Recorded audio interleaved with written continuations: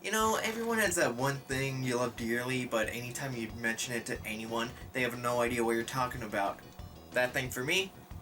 Metabots. But a close second would be One Piece. For those who don't know, One Piece was a short-lived cartoon made by the well-beloved 4Kids Entertainment. Best known for Cubics, Robots for Everyone, Rights and Robots for the PS1, and Funky Cops. One Piece ended up getting cancelled so that 4Kids could work on better projects like Viva Pinata. The cartoon may have had a short life, but at least it left us with video games, like this one, Shonen Jump's One Piece for the Game Boy Advance.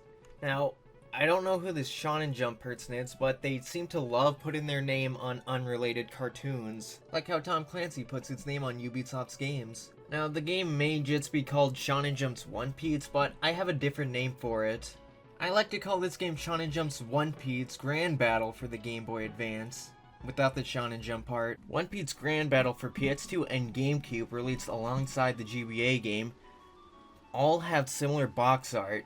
Advertisements for One Piece Grand Battle also show the GBA game alongside the console versions, like it was a version of Grand Battle. Reminds me of how Transformers on the PS2, it's just called Transformers, even though it's clearly based off of Transformers Armada. So I just called the game Transformers Armada on PS2.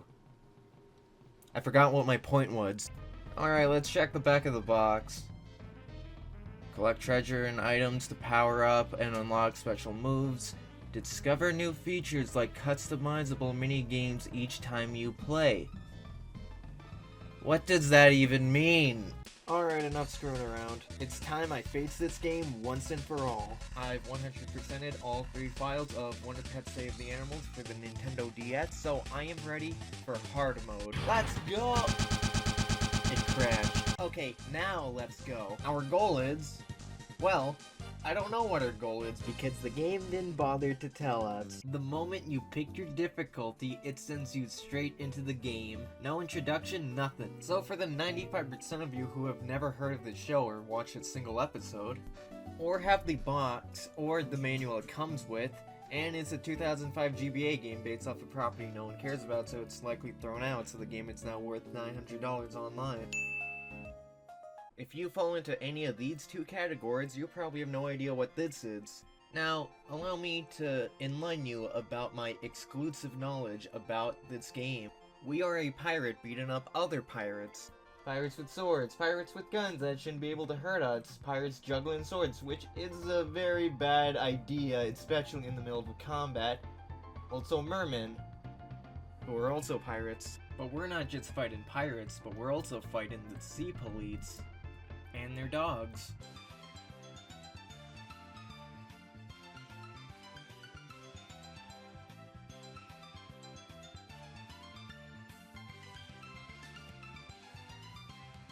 You may ask why we're going place to place beating up every pirate we'd see. Well, Luffy here, that's the name of the main character in case you didn't know, wants to be a pirate, but not just any pirate, but the best pirate ever. And to do that, we need to murder all the competition, federal officers, and dogs as much as possible.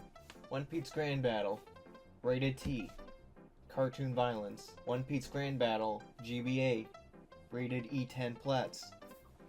Animal Cruelty. Now, that may sound hard for the average person, but Luffy isn't your average person, because he's made of rubber. How did that happen? Oh, he took a bite of gum gum, of course. Now, we can't go beating up people by ourselves, so we need some friends. Alright, got myself my first crewmate, Zolo. If I had to describe him in 5 words, he's just like a samurai. Alright, I got myself a full crew. Alright, guys, together we can do... Hey, where are you going? Your crew just dips at the start of every level, so you have to go and traverse the stage just to find them. Ladies and gentlemen, let's give a big shout out to my crew who do nothing but stand still in a place that would be impossible for them to reach, because seriously, how did you even get here? I had to jump and stretch my arms to even get here. When you do find them, you're able to swap to them and able to use their special moves for combat, which include slicing up dogs, shooting at dogs, electrifying dogs, and kicking at dogs. Oh, apparently not kicking at dogs. The game encourages you to explore the levels to find not only your crew, but also gold coins that, I don't know what they do. Don't tell me.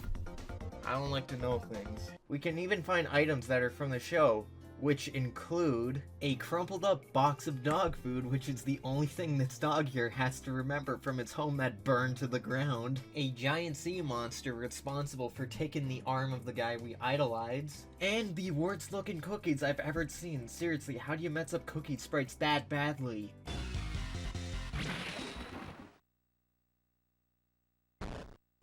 Zolo?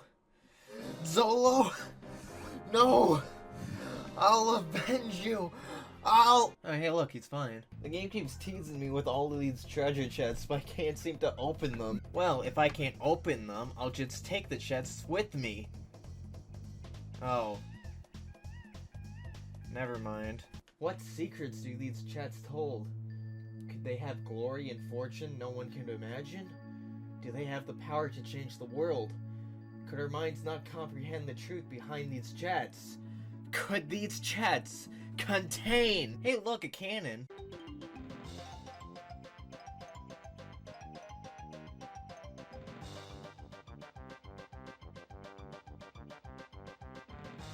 Alright, I did it! Oh no...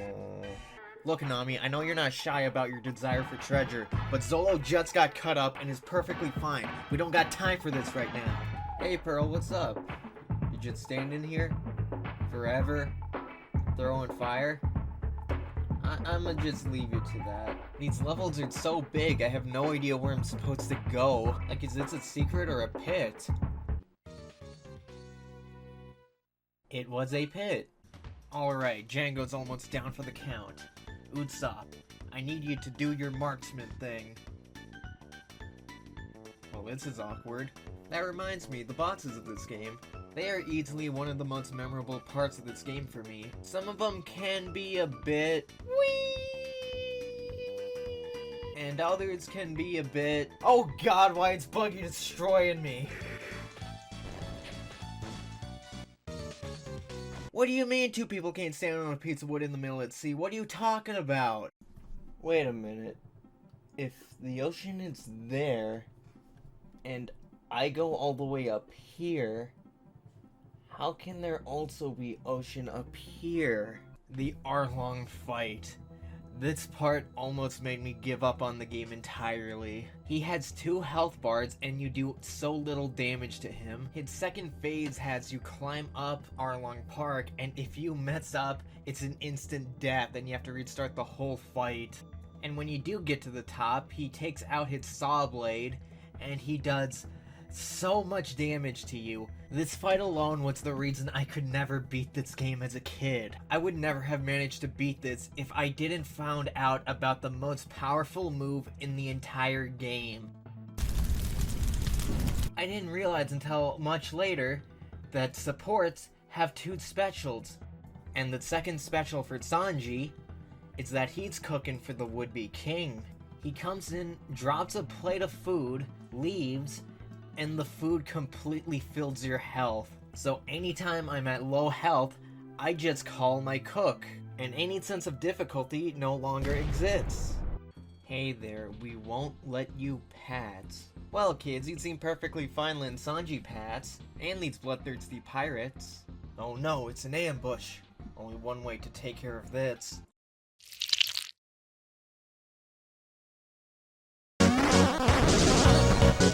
At this point, the game's been pretty challenging, but fair.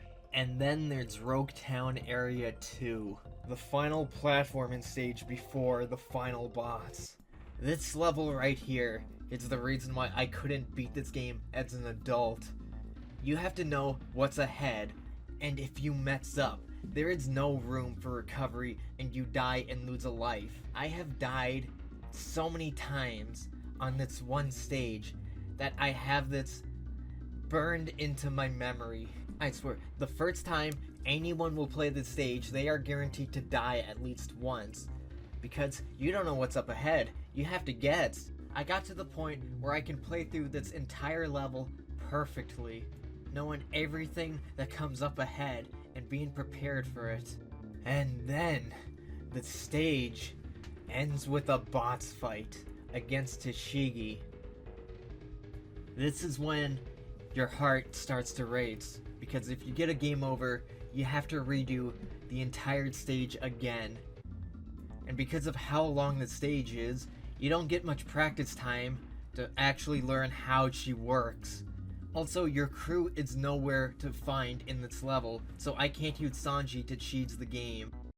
After spending nearly 3 hours on a single level, I kinda got tired and decided to come up with a new strategy where I just use my range moves to slowly chip away at her health. And apparently that strategy was working better than my standard strategy, so I then switched it up. And so, apparently, the best way to beat your opponents is to be a little coward, run away, attack them from behind, and just keep doing it until they die. And just like that, I win. And the moral of the story, kids, is that always be a coward, because that gets you higher in life than actually trying. Alright, final boss. We're up against Captain Shadeser. He has 3 life bars, we do almost no damage to him, and he takes about 1/8 of our health with each attack. And we have no Sanji. I can't beat him. It's too powerful. And I'm too weak. I can't beat him like this. I need my Sanji, but there's no Sanji. It's not like it can go back to a level that had him, get him, and come back to this one. That's impossible, right?